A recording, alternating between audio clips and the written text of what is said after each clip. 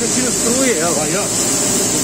Struje, ja revolucije tamo, a ovdje se preko potmaka ide, znaš. Pomak, aha. Ako ja većim potmak, nećem dobiti. Ja. Temperaturu. Možeš ovdje htjela da temperaturu, ali znaš preko parametara. Da.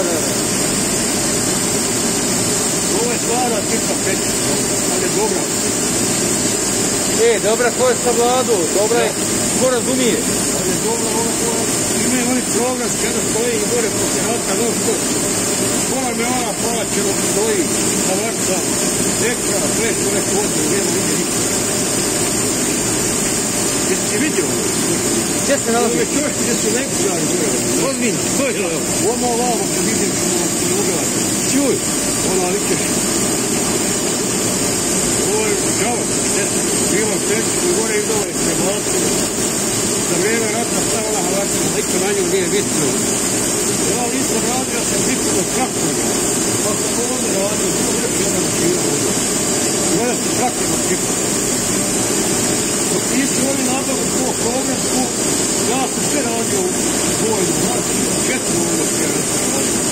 Ustanova radio, vjerujem, to bilo čvrsta, to nije bilo. Sad jedan čovjek nema prava. Neuporedivo.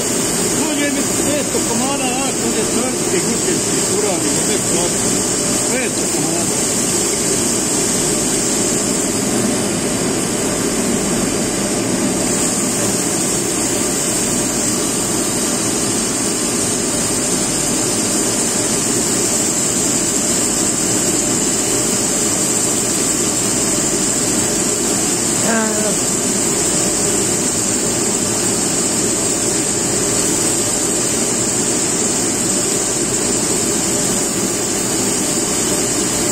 Znači, moraš, ovo svaki krenuće ovoga plana materijala, ne znaš materijale. I zašto onda se prijeli? Prata se mundi i za vodu i za ulje, znaš. Nije smetalo šta je buđa.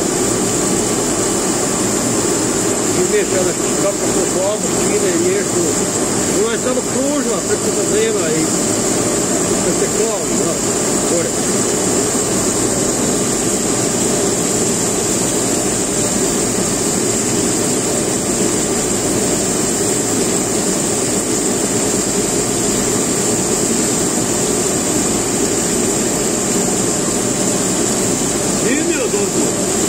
Temperaturu.